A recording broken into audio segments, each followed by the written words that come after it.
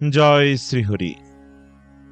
সুপ্রিয় শ্রোতাবৃন্দ, পরম করুণাময় শ্রী শ্রী গুরু ও গৌরাঙ্গের চরণে অসংখ্য দণ্ডবোধ প্রণাম জানিয়ে আজকের এই পবিত্র আলোচনা শুরু করছি। আজ গুরু পূর্ণিমা, যেদিন সমগ্র বৈদিক জগৎ জ্ঞান সূর্য মহামুনি শ্রীল ব্যাসদেবের আবির্ভাব তিথি শ্রদ্ধা ও ভক্তি ভরে পালন করে। তিনি শুধু একজন ঋষি নন, তিনি সমগ্র বৈদিক জ্ঞানের সংকলক, আধ্যাত্মিক জগতের মহাগুরু এবং মানব সমাজের অমূল্য পথপ্রদর্শক। তার অশেষ কৃপায় 4 বেদ, অষ্টাদশ পুরাণ, মহাভারত, ব্রহ্মসূত্র এবং সর্বোপরি শ্রীমদ্ ভাগবতের মতো অমর শাস্ত্র আজ আমাদের কাছে পৌঁছেছে। কিন্তু প্রশ্ন হল, কে এই ব্যাসদেব? কেন তাকে ব্যাসদেব বলা হয়? তার আবির্ভাবের উদ্দেশ্য কি ছিল? আর তার জীবন ও কর্ম থেকে আমরা কি শিক্ষা গ্রহণ করতে পারি? আজকের এই ভিডিওতে আমরা সহজ সরল ভাষায় শাস্ত্রসম্মতভাবে শ্রীল ব্যাসদেবের আবির্ভাব, জীবনচরিত, অতুলনীয় অবদান বিস্তারিত আলোচনা করব। তাই অনুরোধ, ভিডিওটি শেষ পর্যন্ত মনোযোগ দিয়ে শ্রবণ করুন। আশা করি এই আলোচনা আপনাদের ভক্তি জীবনে নতুন অনুপ্রেরণা যোগাবে এবং গুরু পরম্পরার প্রতি শ্রদ্ধা ও ভক্তিকে আরও দৃঢ় করবে। চলুন শ্রীল ব্যাসদেবের পবিত্র জীবনচরিত্র শ্রবণ শুরু করি। হরে কৃষ্ণ।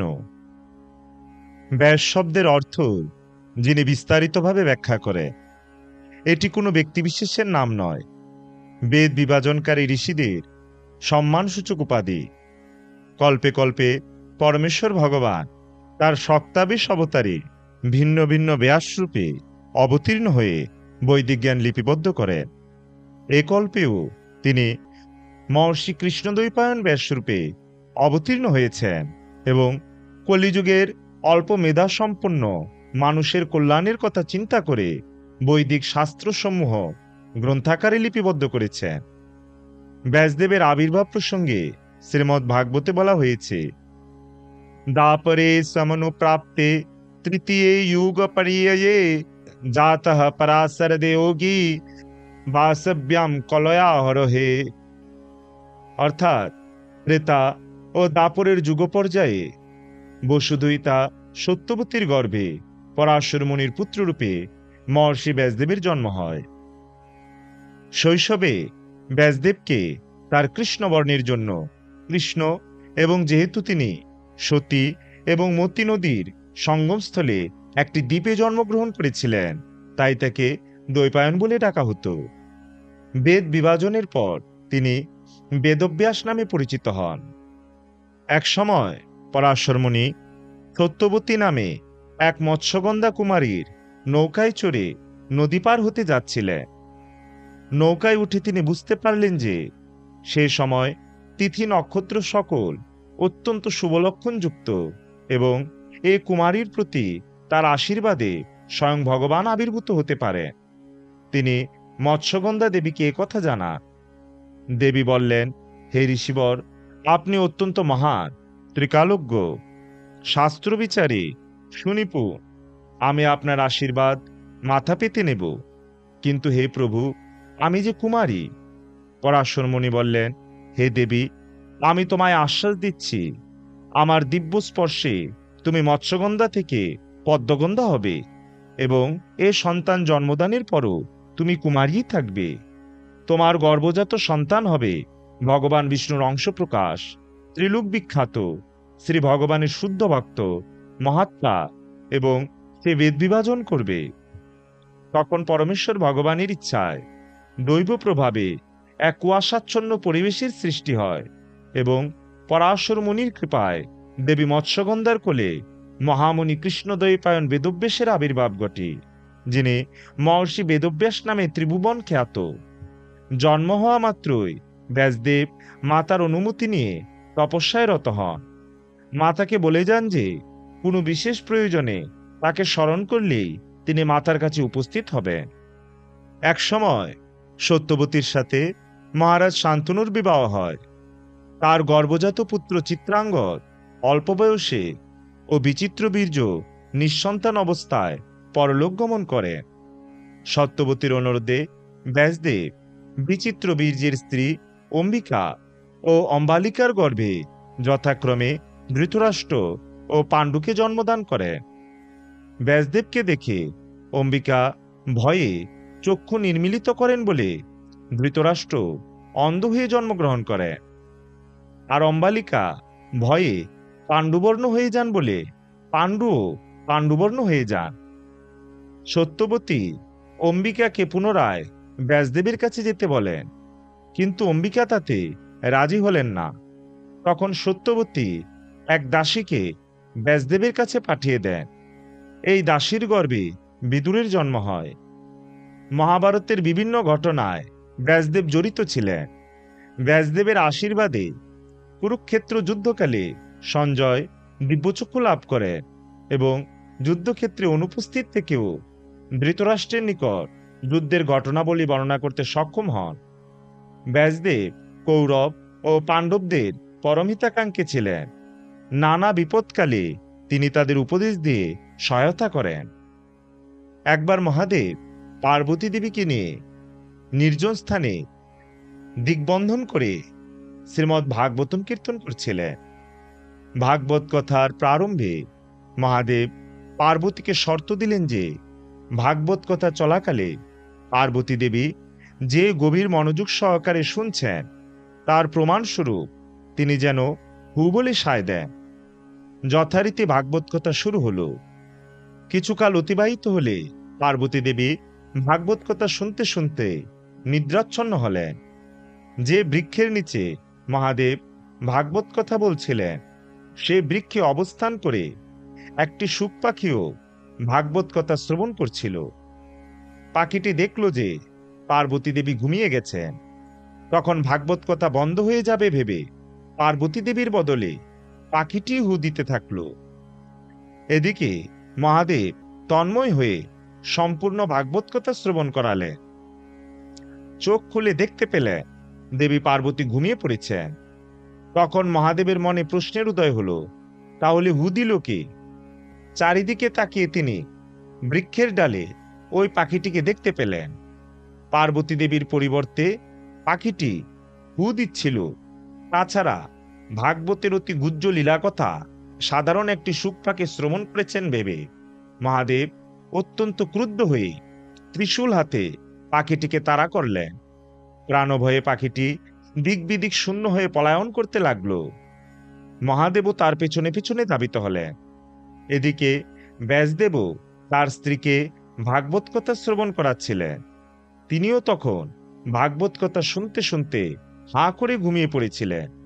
ঠিক তখনই শুক পাখিটি প্রাণ বাঁচানোর কোনো উপায় না পেয়ে ব্যাসদেবের স্ত্রীর মুখে প্রবেশ করল। তৎক্ষণাৎ মহাদেবও সেখানে উপস্থিত হয়ে পাখিটিকে ব্যাসদেবের স্ত্রীর মুখে প্রবেশ করতে দেখে অভিশাপ দিলেন যে পাখিটি যেখানে প্রবেশ করেছে সেখানে তাকে 16 বছর থাকতে হবে। মহাদেবকে দেখা মাত্রই ব্যাসদেব প্রণাম নিবেদন করলেন এবং তাকে ক্রোধান্বিত দেখে ক্রোধের কারণ জিজ্ঞাসা করলেন। তখন মহাদেব সমস্ত বৃত্তান্ত খুলে বললেন। ব্যাসদেব মহাদেবের সন্তুষ্টি বিধানের জন্য বললেন, হে দেবাদিদেব, যিনি আপনার শ্রীমুখ থেকে ভাগবত কথা শ্রবণ করেছেন তিনি তো মহাভাগ্যবান এবং আপনার আশীর্বাদের যোগ্য। আশুতোষ মহাদেব প্রসন্ন হয়ে সেই শুক পাখিটিকে আশীর্বাদ করলেন। পাখিটি আমার কাছ থেকে যে ভাগবত কথা শ্রবণ করেছে তা সম্পূর্ণরূপে তার হৃদয়ে অক্ষত থাকুক, এই বলে তিনি প্রস্থান করলেন। মহাদেবের অভিশাপে 16 বছর সেই শুক পাখিটি ব্যাসদেবের স্ত্রীর গর্ভে অবস্থান করছিল। ভাগবতের বীর্যবতী কথা শ্রবণ করার ফলে সেই শুক পাখিটি মহাভাগবত সুখদেব গোস্বামীতে রূপান্তরিত হলেন। মাতৃগর্ভে অবস্থানকালেও তিনি নিত্য তার পিতা ব্যাসদেবের কাছ থেকে ভাগবত শ্রবণ করতেন। ইতিমধ্যে 16 বছর অতিক্রান্ত হলেও সুখদেব গোস্বামী এ জড়জগতের মায়ায় প্রবেশ করতে অনিচ্ছা প্রকাশ করলেন। এমত অবস্থায় ব্যাসদেব তাকে বুঝিয়ে বললেন, বৎস, তুমি ভূমিষ্ঠ হও, নতুবা তোমার মাতৃহত্যাজনিত পাপ হবে। তাতেও সুখদেব গোস্বামীর কোনো প্রতিক্রিয়া না হলে ব্যাসদেব উপায়ন্তর না দেখে ভগবান শ্রীকৃষ্ণের কাছে গেলেন।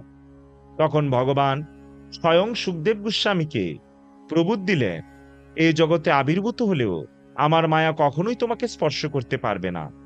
সুখদেব গোস্বামী ভগবানের আশীর্বাদ প্রাপ্ত হয়ে বললেন, এই জগতে ভূমিষ্ঠ হলেও আমি এই জগতের কোনো বন্ধনে আবদ্ধ না হয়ে বনে গমন করব। যথারীতি আবির্ভূত হয়ে ষোড়শ বর্ষীয় যুবক সুখদেব গোস্বামী দিগম্বর বেশে অন্য কোনো দিকে না তাকিয়ে বনে গমন করেন। তখন ব্যাসদেব হা পুত্র বলে সুখদেব গোস্বামীর পেছন পেছন ধাবিত হলেন। পুত্রকে ধরতে না পেরে বিরহকাতর পিতা ব্যাসদেব বেদদের ভাগবতের দুটি শ্লোক শিখিয়ে দিলেন, যা সুখদেব গোস্বামীকে শ্রবণ করানোর মাধ্যমে পুনরায় তাকে ফিরিয়ে আনা হলো। তারপর তিনি তার পিতা ব্যাসদেবের আনুগত্যে পুনরায় ভাগবত অধ্যয়ন করলেন।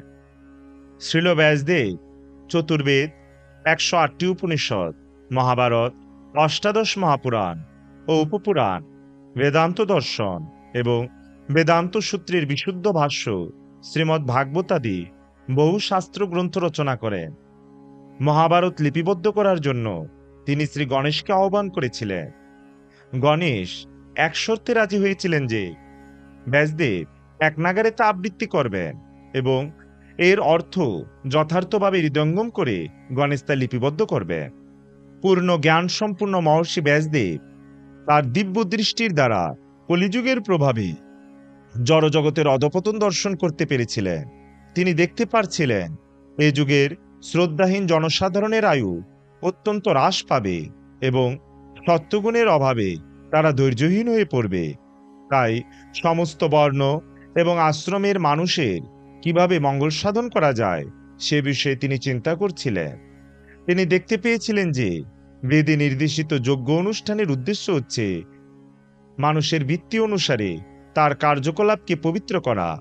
এই প্রক্রিয়া সরলভাবে মানুষের মধ্যে বিস্তার করার উদ্দেশ্যে জ্ঞানের আদি উৎস বেদকে তিনি 4 ভাগে ভাগ করেছিলেন। কিন্তু ঐতিহাসিক তথ্য এবং পুরাণে উল্লিখিত সত্য ঘটনার বর্ণনাগুলিকে পঞ্চম বেদ বলা হয়। এভাবে অজ্ঞানীদের প্রতি অত্যন্ত কৃপালু মহর্ষি বেদব্যাস বেদ সংকলন করেন, যাতে অল্প বুদ্ধি সম্পন্ন মানুষ তা হৃদয়ঙ্গম করতে পারে। যদিও তিনি মানুষের সর্বাঙ্গীন কল্যাণ সাধনে সচেষ্ট হয়েছিলেন, তবু তার চিত্ত সন্তুষ্ট ছিল না। হৃদয়ে অসন্তোষ অনুভব করে মহর্ষি তৎক্ষণাৎ গভীরভাবে বিচার করতে শুরু করলেন। কঠোর ব্রত অবলম্বন করে নিষ্কপটে আমি বেদ, গুরুবর্গ এবং যজ্ঞাগ্নির পূজা করেছি।